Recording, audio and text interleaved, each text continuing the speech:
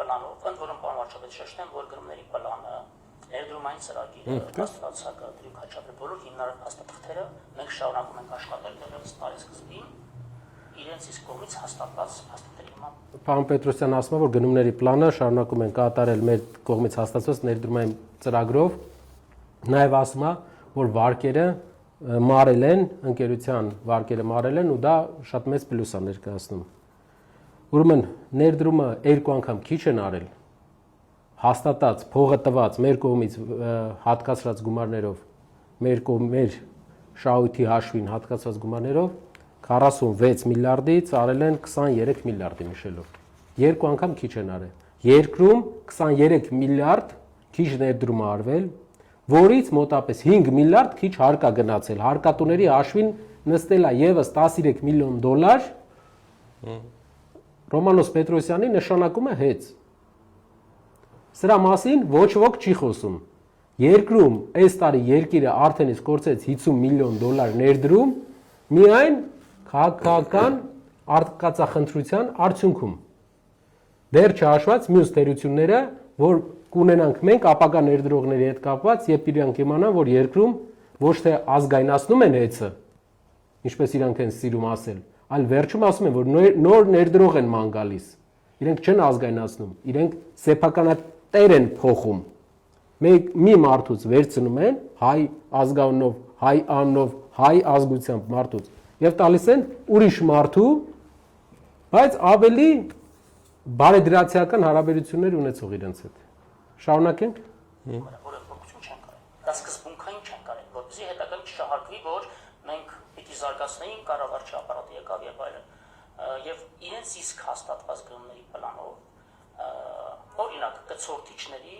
դա որոշակի դետալ է, որը որ մալուխային գծերի վթարների ժամանակ կիրառվում է եւ հազարավոր, եթե ոչ տասնյակ հազարավոր կցորդիչներ են օգտագործում տարեկան ցանցում վերանորոգման աշխատանքներ իրականացնելիս։ Գնման արդյունքում 128 միլիոն դրամ գնումների պլանում դրված նույն քանակի, նույն տեղունտագրով ապրանքը ձեռք բերեցինք ընդամենը 58 միլիոն դրամով։ 70 միլիոն դրամ միայն խնայենք այդ գործարկում։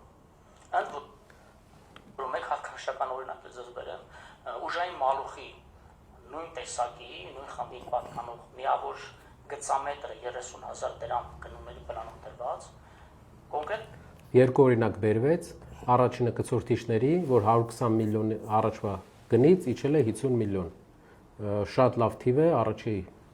տպավորությունն է, որ մարդիկ էժան փաստորեն երկու անգամ թանկ են առնում։ Ուրեմն ուշադրություն, մի հատ հարց։ Որ երկրից է գնվել այդ նոր կցորդիչը։ Ինչ է կցորդիչը, որ դուք հասկանաք։ Կցորդիչը դա մալուխային գծերի միացնող սարքն է, որը մալուխի գնի համեմատ շատ փոքր գին ունի։ 50,000 դրամ, 30,000 դրամ, բայց ինքը, եթե որակով վատ է լինում, ամբողջ մալուխը խփում է։ 30,000 դրամ ավել պակաս վճարելու պատճառով դու վտանգ ես ունենում քաղաքի մեջի մալուխները, որ խփում են, երևի 50%-ը խփում են կցորդիչի պատճառով։ Գնել են չինական կցորդիչներ, չինական, մենք կարող ենք, կա գրիչ, կա Չինաստանից բերած գրիչ ու Հայաստանում արտադրած գրիչ։ Մենք գիտենք, որ գրիչը դեռ տարբերությունը որակական կարող է շատ չլինի, Չինաստանից կարող են գնել 10 անգամ ավելի էժան գրիչ, որը կծառայի 3 օր։ Եթե հայկական կամ ուրիշ երկրից ֆրանսիական, ասենք դյուպոնտ գրիչ է գնում, կծառայի 15 օր կամ մի ամիս։ Նույնն էլ կցորդիչների մեջ։ Նույնը օրինակ կարող ենք բերել տարբեր մեքենաների օրինակներով։ Եթե որակական առումով դու գնում ես չինական կցորդիչ, որտեղ շահում ես ընդամենը տարվա կտրվածքով 50 միլիոն դրամ, 60 միլիոն դրամ։ Տարվա ընթացքում դու տեղադրելուց հետո 2-3 տարվա ընթացքում կցորդիչները սկսում են խփել։ Ու 30,000 դրամ էկոնոմիայի պատճառով դու ժամերով 3 ժամ, 4 ժամ մարդկանց անջատված ես թողում էլեկտրականությունը։ Որակական տարբերությունը անջատումների ու ոչ անջատումների նրա մեջ է, որ կցորդիչները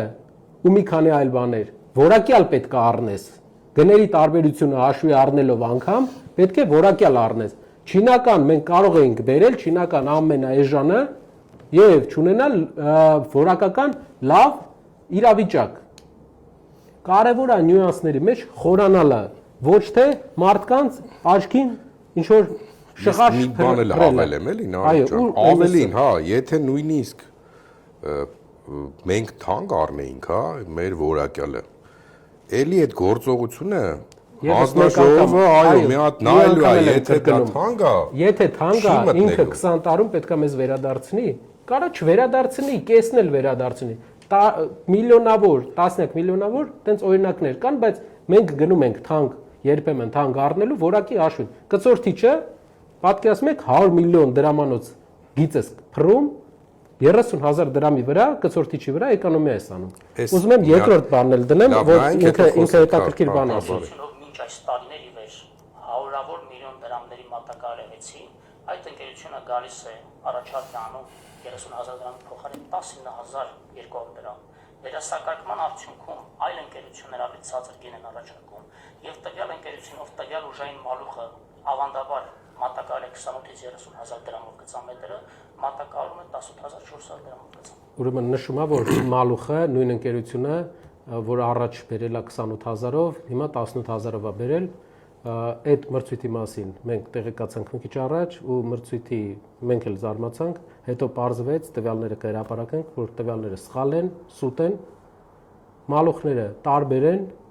նույն մալուխը չի, տարբեր տեխնիկական մալուխ է։ Այսինքն կարող ենք ասել, որ նույն որակի նույն տեղ բնութագրի առնվազն 60-70 մինչև 100% ուռճացված գներով, ինչը ուղղակիորեն ներդրումային ծրագրերի մաս։ Պարոն Պետրոսյանը ասում է, որ գնումները իրականացրել են 60%, 70% ուռճացված գներով։ Պարոն Պետրոսյանը երևի չգիտի, որ եթե 100% ենք թվի մեջ հաշվում, 60% ուռճացված է, այսինքն 100%-ից, օրինակ, եթե հետ են գալիս 60%, 40% տարբերությունը, եթե շահութարկ ենք նայում, ավելացված արժեքի հարկն ենք նայում, բոլոր հարկերն ենք նայում, եթե ոչ մի ինքնարժեք չենք դնում, արդեն 32%-ը 100%-ի ինքնարժեք է, չի կարա 70% էժան լինի։ Շատ կարևոր է, որ մեր պետական մարմիններում աշխատեն մասնագիտական փորձ ունեցող մարդիկ։ Եվ նաև շատ կարևոր է հեսա տեսնենք վարչապետը ինչ կարծիքներ է հայտնում։ Սակագնի կառուցվածքի մասը կազմում։ Դե հիմա այս բոլոր թեմաներով մենք հետաքրքրություն նախաձեռնել ենք, որ հասկանանք ոնց է տեղի ունենում, կամ ոնց է տեղի ունեցել սա։ Դա ՀՑԿ-ի վարույթի շրջանակներում ՀՑԿ-ն որպես վերահսկող կարգավորող պետական մարմին բոլոր այդ նյութերը ուսումնասիրել են եւ այդ նյութերի այն հատվածը, որոնք որ փաստաթղթերով պատշաճ հիմնավորվել են, բոլորը տրվել են վարույթի հիմքում։ Այն դեպքերում, որտեղ որ մենք արելույթ հանցակազմի դրվագներ ենք տեսել, ես ինքս հաղորդում ներկայացրել նաև գրքավոր դատախազություն։ Հիմա փաստորեն ստացվում է, որ կցորդիչը, որը կարող էր իհարկե շուկայական գինը որոշակի փոփոխություններ կարող է ունենալ, բայց պլյուս 10%, 20% եւ այլն։ Այսինքն, որ կարող էր ձեռք բերվել նորացած 60 միլիոն դրամով, ձեռք է բերվել 130 միլիոն դրամ։ Այո, ընկերության տարեկան բյուջեի մեջ նախատեսված եղել 130 միլիոն դրամ։ Շատ լավ։ Դե սա շատ կոնկրետ փաստեր են եւ տպավորություն է ստացվում, եթե չեմ սխալվում, ասենց երևույթները Յալբանները փողի լվացում են կոչվում։ Մեր երկրի ղեկավարը, որը էներգետիկայից եւ կցորդիչներից բավական մեծ տեղեկություն ուներ եւ հասկացավ տարբերությունը կցորդիչների, որ 50 միլիոն դրամ եւ 120 միլիոն, նաեւ հիմա տվյալները ասում իրավաբանությունից արդեն, որի մասնակետ արդեն էլի եւս ինքն է, որ սա փողերի լվացում է։ Հարգելիներս, մեր ընկերությունը իր միջոցներով գնում է կատարել, մենք մեր գումարը դրել ենք, գնում ենք կատարել։ Մեր փողն է։ Սակագնի փողը չի դեռ։ Սակագինը վերադարձնելու 20 տարի հետո։ Կամ վարչապետը չի խորանում, կամ խորանում է, մտածում է հասարակությունը չի խորանում, որովհետև մի քիչ բարդ ոլորտ է։ Իսկ ինչ վերաբերում է փողերի լվացմանը, ինձ թվում է փողերի լվացում շատ տեղեր կտեսնենք, օրինակ տարբեր կուսակցություններ կան, որոնց անդամները տեղյակ չեն, որ այդ կուսակցությանը գումար են փոխանցել։ Օրինակ լրատվականներ կան, որ զանգում են այդ կուսակցության անդամներին, օրինակ իշխող։ Եվ հարցնում են, ասում են դու տեղյակ եք, որ գումար եք փոխանցել ձեր կուսակցությանը, ասում են ոչ։ Այդ դա է փողերի լվացում։ Իսկ ձեր նպատակը ոչ թե փողերի լվացումն կամ արդարության վերականգնումն է, այլ ուղղակի մի քանի ամիս ավել Սամվել Կարապետյանին պահել կալանավայրում, որպեսզի կարողանաք ընտրվեք։